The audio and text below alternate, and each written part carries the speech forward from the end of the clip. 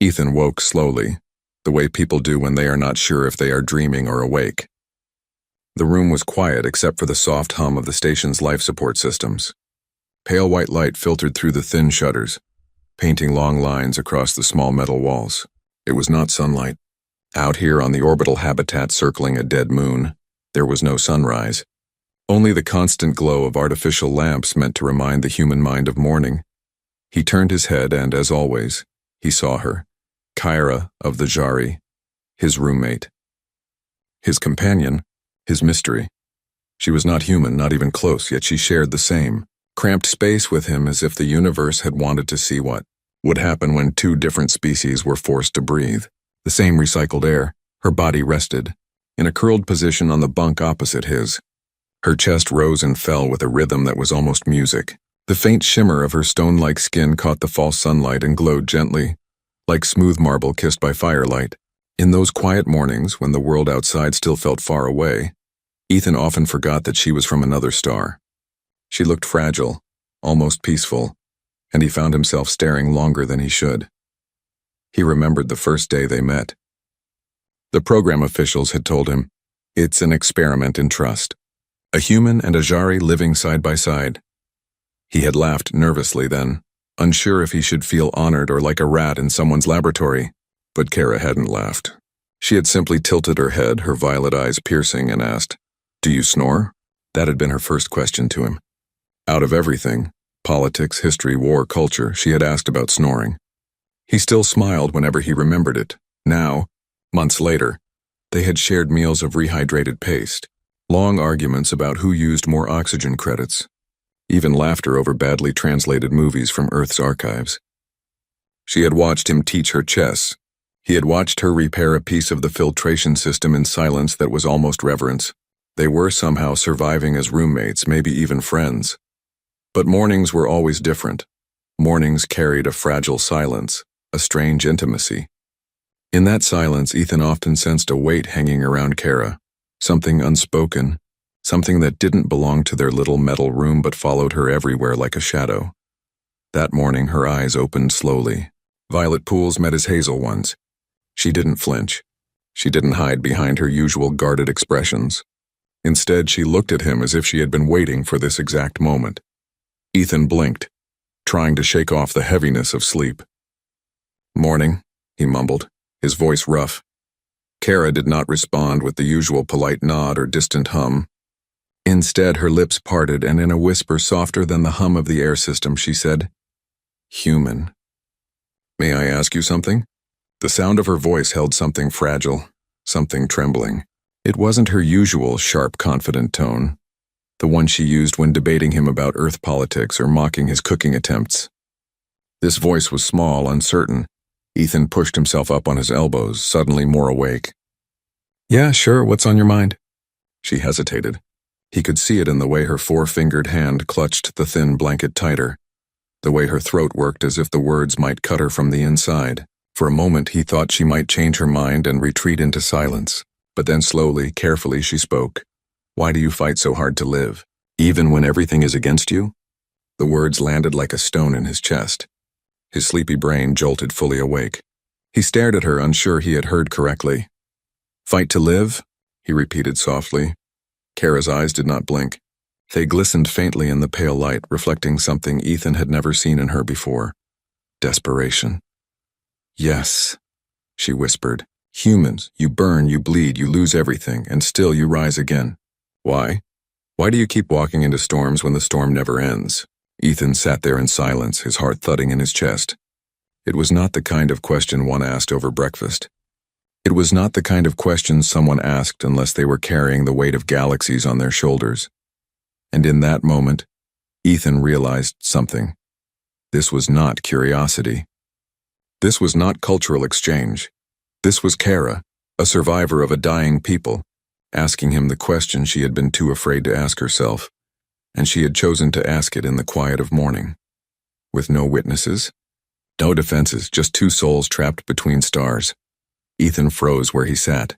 The weight of Kara's words hung in the stale air of their shared quarters, heavier than the metal walls around them. Why do humans fight so hard to live? It wasn't the kind of thing you expected to hear first thing in the morning. Not from a roommate, not from someone alien, and certainly not in that quiet, trembling tone. Ethan rubbed his eyes, trying to buy time, but the question didn't vanish. If anything, it grew louder in the silence. Kara's violet eyes stayed locked on him, wide and unblinking, as if her entire being depended on his answer. "You mean humans in general?" Ethan asked carefully. She nodded once. "Yes, your kind. You are fragile. Your bodies break. Your lives are short compared to mine, and yet you run toward life with a fire that does not make sense to me. You do not surrender. Not when you are outnumbered. Not when you are starving. Not even when you are dying." Her voice cracked on the last word. Ethan felt his chest tighten. He had seen Kara argue about fuel allocations with the sharpness of a blade. He had seen her stand in front of human officials with a proud lift of her chin, refusing to bow. But this version of her, the one with shaking words and eyes that carried storms, was different. She wasn't talking about humans. She was talking about herself. Ethan leaned back against the thin mattress of his bunk, trying to steady his thoughts. How do you answer something like that? Humanity had a million reasons for survival, some noble, some cruel. But he could tell Kara didn't want a philosophical essay. She wanted something real, something alive. He hesitated. "Why do you want to know?" For the first time since asking, Kara broke eye contact. She turned her gaze toward the narrow slit of a window, where nothing waited but the endless dark of space. The shimmer of her skin caught the light, but her voice sounded hollow. "Because my people do not fight anymore," she whispered. "We used to long ago. We built ships that touched stars. We raised cities from glass and stone, but then we lost. Wars, famine, collapse. We learned how easy it is to surrender when the universe keeps breaking you." She drew a shaky breath. "Now we live, but we do not live. We breathe, but we do not hope. And when I look at you, when I look at your kind, I wonder, how do you keep choosing life when it hurts so much?" Ethan's throat tightened. The room suddenly felt smaller, heavier. He thought back to the history lessons drilled into him as a child. Earth's endless cycles of war, famine, disaster, and yet, humanity always crawled out of the ashes, sometimes slower, sometimes broken, but always crawling forward. It wasn't heroism. It was survival. But how do you explain that to someone who has lost the will to try? He took a breath, his voice quiet. "I don't know if I can speak for all of humanity, Kara, but I can tell you what I've seen, and what I believe." Her head turned back toward him, eyes sharp again, desperate for an answer. Ethan swallowed. "We fight to live because what's the alternative? If we stop, if we give in, then the pain wins. The universe wins. And maybe," his voice wavered, but he pushed on, "maybe we're too stubborn to let that happen." Kara's lips trembled, just slightly. "Stubborn?" "Yeah," Ethan said, a faint, almost tired smile touching his mouth. "Humans are stubborn. We hold on, even when there's nothing left to hold, even when it hurts. Because if we can keep walking, if we can take one more step, then maybe, just maybe, there's something better waiting. And if not for us, then for someone else who comes after." The silence that followed was long, almost unbearable. Kara's breathing hitched. Her four-fingered hands clenched around the blanket as if anchoring herself to his words. Her violet eyes shimmered in a way he couldn't quite read. Anger, grief, or maybe the first fragile spark of something else. When she finally spoke, her voice was smaller than he had ever heard it. "I do not know if I can believe that." Ethan leaned forward, resting his elbows on his knees. He didn't try to argue. He didn't try to convince her with logic or stories. Instead, he said gently, "That's okay. You don't have to believe it today. Just don't stop asking. Don't stop trying."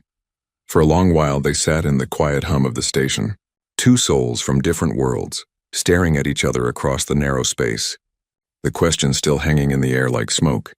And for the first time since they became roommates, Ethan realized something. This wasn't just an exchange program anymore. This was survival. Hers. And maybe his too.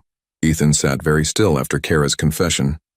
Her question was no longer just words, it was a wound laid bare. He could see it in her trembling hands and the way her gaze drifted toward the window as though the darkness outside might swallow her whole. He knew this wasn't curiosity about humanity. This was Kara searching for something she had lost, something her people no longer carried. hope. The Jari were not weak, not by nature. Ethan had read about them in briefing files before arriving on the station. Once they had ruled across clusters of stars.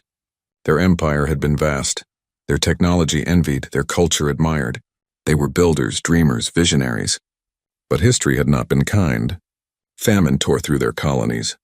Wars broke what famine didn't. By the time peace came, there was nothing left to rebuild with. A civilization once brilliant had collapsed into scattered fragments. Kara was one of those fragments. Ethan thought back to small moments he had noticed since sharing quarters with her. The untouched meals she sometimes pushed away, staring at them as if food itself was meaningless. The way she lingered by the viewport, her violet eyes empty, watching the stars drift like ghosts. The silence she carried at night when he could hear her breathing but knew she wasn't sleeping. All those moments made sense now. She was not simply an alien learning about humans. She was someone who didn't know why life was worth living anymore. And now she was asking him. Kara, Ethan said softly but stopped. He didn't know what to add. He wasn't a philosopher or a leader or even someone particularly wise. He was just a young human from Earth, tossed into this experiment of cultural exchange. What did he know about holding the weight of extinction? But he also knew what it felt like to lose. He remembered Earth's history, his grandmother's stories of flooded cities, of entire communities lost to disasters. Humanity had always been one step away from collapse, but still they clung to life. Kara broke the silence first. When I was a child, my mother told me stories of the old empire. Cities of light that touched the clouds. Gardens so vast you could walk for days and never see the same flower twice. She spoke of songs that could be heard across seas of glass. I believed her then. Her voice faltered. But when I grew older, I saw the ruins. Empty halls, dead soil, silent seas. The stories became lies. And I wondered, why should I fight for a life that has already turned to ash? Her words pierced Ethan in a way he couldn't explain. He had grown up in a small coastal town on Earth. His childhood was full of laughter, of sunrises and family meals, of soccer games and school dances. He couldn't imagine being told every story of beauty only to find nothing left but ruins. He leaned forward, elbows resting on his knees. Kara, maybe the ruins aren't lies. Maybe they're reminders. Proof that it was real once and proof that it can be real again. She turned her head, her violet eyes narrowing. And if it cannot? If my people have no strength left? If we are too tired to rise again? Ethan's chest tightened. He thought of Earth again, of how many times people had said the same about humanity.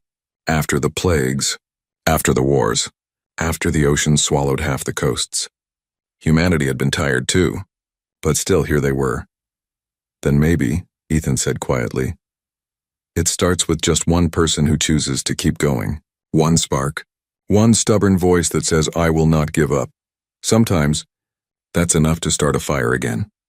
Kara studied him for a long moment, as though trying to decide if he truly believed his own words. Her expression softened, but only slightly. You speak as if it is easy. Ethan shook his head. No, it's not easy. It's the hardest thing in the world. But it's also the most human thing I know. We fall, we break, we lose everything, and still someone somewhere chooses to try again. Not because it's easy, because it matters. For a moment, Kara said nothing. The silence stretched, filled only by the hum of the station systems. Then she whispered almost too quietly to hear. I wish I could believe like you do. Ethan looked at her across the narrow room. Her violet eyes shimmered in the pale light, and for the first time, he didn't see an alien. He saw another soul carrying too much weight, searching desperately for something to hold on to. You don't have to believe yet, Ethan said gently. You just have to stay. Stay and keep asking. That's enough for now. Kara closed her eyes as if the words themselves were heavy, but when she opened them again, there was something new in her gaze. Not hope, not yet, but not emptiness either. Something in between. And Ethan knew then that this question was not the end. It was only the beginning. Ethan sat with his back against the cold wall of the bunk, searching for the right words. Kara's question had cracked something open between them. She wasn't asking about humanity in textbooks or history. She was asking about survival, about meaning, about why any of them should bother when everything could still fall apart. His first instinct was to give her the kind of answer he'd memorized in school. Humanity's resilience. Their drive. The long stories of triumph after disaster. But that wasn't what she needed. Not now, she didn't need a speech. She needed something real. He took a slow breath. It's not easy, Kara. Sometimes it feels impossible. But humans, we fight to live because giving up is worse than pain. Her violet eyes flickered and he pressed on. When we fall, when we lose, when everything feels broken, if we stop fighting, then the loss owns us forever. It wins. But if we keep moving, even if it hurts, even if it feels hopeless, then one day the pain turns into something else. A story, a lesson, maybe even hope for someone else. Kara's face was unreadable. Her four-fingered hands gripped her blanket tightly as though bracing herself. Hope, she whispered. The word came out like a foreign language she wasn't used to speaking. Ethan nodded. Yeah, hope, not always for ourselves. Sometimes for others. My grandmother used to tell me about when her town was destroyed by floods. People lost everything, houses, farms, families. But some of them still stayed. They rebuilt, little by little. They didn't do it because it was easy. They did it so the next generation would have something. They carried the weight so their children wouldn't have to. Kara's gaze softened, but her voice still carried doubt. But what if you fight and there is nothing left to save? Ethan leaned forward, his voice steady. Then at least you'll know you tried. You'll know you didn't surrender. That matters, because sometimes just trying keeps the darkness from swallowing everything. Sometimes just trying keeps someone else alive. The silence stretched between them, heavy but not empty. Ethan could see her struggling, her mind turning his words over and over, looking for cracks, looking for truth. She lowered her head into her hands. Her shoulders trembled slightly. Jari didn't cry like humans, he'd learned that already, but Ethan knew what he was seeing. She was breaking in front of him, showing a part of herself she usually hid beneath sarcasm and sharp words. I do not know if I can believe that, she admitted in a broken voice. Ethan's heart ached. Slowly, carefully, he reached across the narrow gap between their bunks. His hand hovered for a moment, unsure if touching her would be welcome. Then he rested it lightly over her strange, cool fingers. You don't have to believe it right now, he said softly. You just have to try. For a long moment, she didn't move. Then, almost imperceptibly, Kara let her hand stay beneath his. She didn't pull away. The hum of the station's systems filled the silence. Somewhere beyond the metal walls, stars burned and worlds turned. But inside this small room, the universe felt smaller, closer. Just two beings, different and yet not so different, holding on to something fragile. Ethan thought about what it meant. A human and a Jari, sitting in silence, connected not by duty or science or treaties, but by the raw truth of survival, by the simple need to keep breathing, to keep moving forward. For the first time, he wondered if maybe this was what the exchange program was truly about. Not politics, not cultural data, but this. Two souls finding each other in the dark, proving that even across galaxies the will to live could be shared. Kara finally lifted her head. Her eyes were still clouded with doubt, but there was a spark there too, tiny, flickering, but real. Try, she repeated softly. Ethan gave a small nod. That's all anyone can do. They sat like that until the station's morning alarm rang, its shrill tone cutting through the fragile peace. It was time to report for duty, but neither of them moved right away. The world outside could wait. For now it was enough. And for the first time since he had arrived, Ethan realized something powerful. He wasn't just here to learn about aliens. He was here to remind someone why living mattered. And maybe in helping her, he was reminding himself too. The alarm had gone quiet, but the echo of Ethan's words still lingered in the small room. Kara sat motionless on her bunk, her hands clasped tightly in her lap. The hum of the station was steady, the faint vibration of engines pulsing through the floor. Yet inside she felt unsteady, as though the entire universe had shifted slightly under her feet. Ethan leaned back against the wall, watching her. He didn't speak. He had already said what he needed to say, and now it was her turn. But Kara could not find the words. She stared down at her hands. They looked alien even to herself. Stone-like skin, 4 long fingers, a body built for a people that no longer knew what to do with themselves. She remembered her mother's hands, weaving threads of silver cloth back when Kara was a child, hands that had been steady even when the world was not, hands that had always comforted her. But her mother was gone now, and Kara felt as though the entire weight of her people's despair had been placed in her palms. She whispered, almost to herself, "I do not know if I can believe it." "Not yet." Ethan shifted closer, resting his elbows on his knees. His voice was calm, steady. "That's okay. Belief doesn't come all at once. Sometimes it's like light breaking through clouds, slow but steady." Her throat tightened. She wanted to laugh, to mock his human optimism, but the words caught in her chest. Instead, a sound escaped her lips, low, broken. Her shoulders trembled and she bowed her head into her hands. Ethan didn't move at first. He had never seen a Jari break down before. They weren't like humans. They didn't cry tears. Their grief showed in their breathing, in the way their skin lost its shimmer and the trembling of their voices. And Kara was trembling now. Gently, he reached across the gap between their bunks. His hand rested over hers again, warm against her cool skin. She didn't pull away. "I'm not asking you to believe in everything I said," Ethan murmured. "Just don't give up on yourself yet. You're still here. That means something." Kara's breathing slowed, but the weight in her chest didn't vanish. She wanted to believe him, but belief felt like a mountain she wasn't sure she could climb. She lifted her head at last, her violet eyes cloudy but searching. "Do you truly believe life is worth all this pain? Even when it is nothing but loss?" Ethan's gaze didn't waver. "Yes, because even in loss, there's something to be found. Sometimes it's strength. Sometimes it's meaning. Sometimes it's just the knowledge that you endured. Pain doesn't erase life, Kara, it proves it." His words struck her harder than she expected.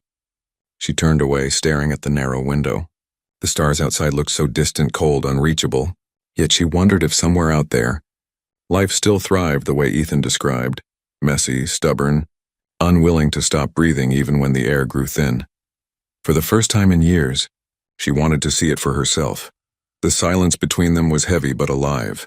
It wasn't the same silence she had known before, the dead, empty kind that had filled her nights. This silence was different. It was full of questions, of unspoken promises, of fragile beginnings. Ethan broke it gently. "Kara, when I look at you, I don't see someone who's given up. You wouldn't be asking these questions if you had." Her lips trembled and she looked at him sharply. "And if I fail? If I cannot find the fire you speak of?" Ethan gave a small, tired smile. "Then I'll remind you again, and again. Until you do. That's what friends are for." The word friends echoed in her mind. It felt strange, almost foreign, but warm. She hadn't thought of herself as anyone's friend in a long time. Perhaps never. Her breathing steadied. She didn't thank him, not yet, but she didn't push him away either. She simply let his words sink into her, unsure what they would grow into, but willing to let them stay. Outside, the station systems beeped, reminding them of duties waiting in the corridors beyond. But inside this small room, Kara felt something shift. A silence that once felt suffocating now felt safe, shared. She realized then that Ethan's fire was not just in his words. It was in the way he stayed, the way he refused to leave her alone with her shadows. And for the first time in many years, Kara wondered if maybe, just maybe, the fire could reach her too. The station's corridors were never truly quiet. Somewhere, machinery always hummed. Air systems hissed or distant voices echoed against metal walls. Yet inside their small quarters, the silence between Ethan and Kara felt deeper than any sound. They didn't move right away after the alarm. It kept buzzing, sharp and insistent, until Ethan finally leaned over and silenced it with a tap. The room fell back into the soft, constant hum of recycled air. Kara still sat on her bunk, her posture slightly hunched, her eyes heavy with thoughts she hadn't shared. Ethan didn't push her. He just sat across from her, elbows resting on his knees, hands clasped loosely. His presence was steady like a quiet anchor. After a while, Kara let out a slow breath. "You should go. You'll be late for your duty shift." Ethan shook his head. "Not yet. Work can wait a few minutes." Her violet eyes flickered toward him, sharp for an instant, then softened again. She didn't argue further. She just lowered her gaze to her hands, tracing invisible patterns across her blanket. For the first time, she didn't seem like the proud Jari who guarded every word. She seemed human, fragile. Minutes passed. Neither spoke. But the silence was different now, not heavy, not suffocating. It was the kind of silence people shared when words weren't needed, when just being there was enough. Ethan leaned back against the wall. "You know, Kara," he said softly, Sometimes we don't find answers in speeches or books. Sometimes we find them in mornings like this, quiet, simple, just staying alive for one more day. Kara tilted her head, her eyes narrowing slightly as though considering his words. You make it sound easy. He smiled faintly. It's not. But it's easier when you're not alone. Something in her expression shifted. Something small but real. Her lips pressed together, but she didn't look away. For a moment, Ethan thought she might speak, but instead she simply nodded once, a quiet acknowledgement. The two of them eventually rose from their bunks. Their movements felt slower than usual, almost reluctant. Ethan pulled on his uniform jacket while Kara adjusted the thin fabric tunic of her people. Their routine was ordinary, mechanical, but the air between them carried the weight of their earlier conversation. As they stepped out into the corridor, the lights overhead flickered, bathing the metal walls in pale gold. Other crew members passed by. Humans, Jari, and a handful of species Ethan still struggled to name. To them, Ethan and Kara were just another pair of roommates walking to their posts. Nothing unusual, nothing worth noticing. But to Ethan, everything felt different. They walked side by side, their footsteps echoing softly. Kara kept her gaze forward, but he noticed the way her hands no longer clenched into fists, the way her shoulders seemed less burdened than the night before. It was subtle, but it was there. After a few steps, Kara spoke, her voice low. You humans, you share your strength so freely, even when you are uncertain yourselves. Ethan glanced at her, surprised. Strength? She nodded. Yes, I can feel it. When you speak of your pain, it does not weaken you. It makes you stronger. And somehow, it gives strength to those who hear you. He didn't know what to say to that. He had never thought of himself as strong. He was just a man trying to explain why life mattered, trying to keep someone else from falling into despair. But maybe strength wasn't about never breaking. Maybe it was about breaking and still choosing to rise. You make it sound like we're special, Ethan said, half a laugh in his tone. Kara's violet eyes met his briefly. Perhaps you are. Her words hung in the air as they reached a cross-section of the corridor. Around them, crew hurried in every direction, voices carrying orders, footsteps clanging against metal. Yet for Ethan, the world seemed to slow.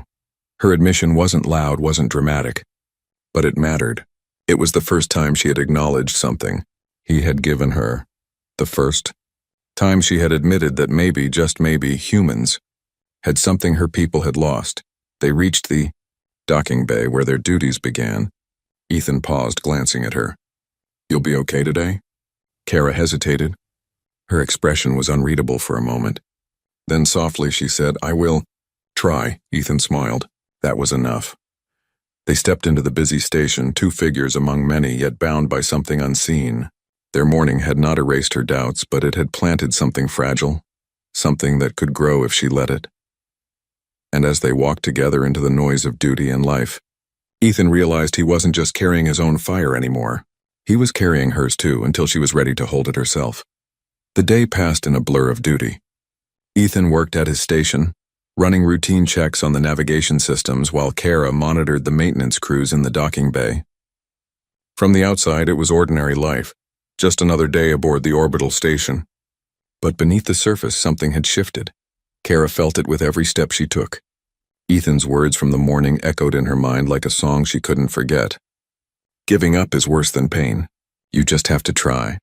For so long she had lived without that word, try. Her people had stopped trying generations ago. They had survived, yes, but survival without meaning was only another kind of death. She had believed that was all there was. Until now. When her shift ended, Kara found herself walking slower than usual, waiting for Ethan. He spotted her from across the corridor, lifting a hand in greeting, his usual easy smile tugging at his lips. Somehow that small gesture carried more comfort than any speech. They walked back together in silence at first, but unlike the silence of the past, this one wasn't filled with despair. It was steady, alive, as if words were no longer needed to prove what had already been shared. As they neared their quarters, Kara finally spoke. Ethan, he glanced at her, eyebrows raised. Yeah, she hesitated. The words felt heavy, dangerous even, but she pushed them out anyway. Perhaps that is why the galaxy fears you humans.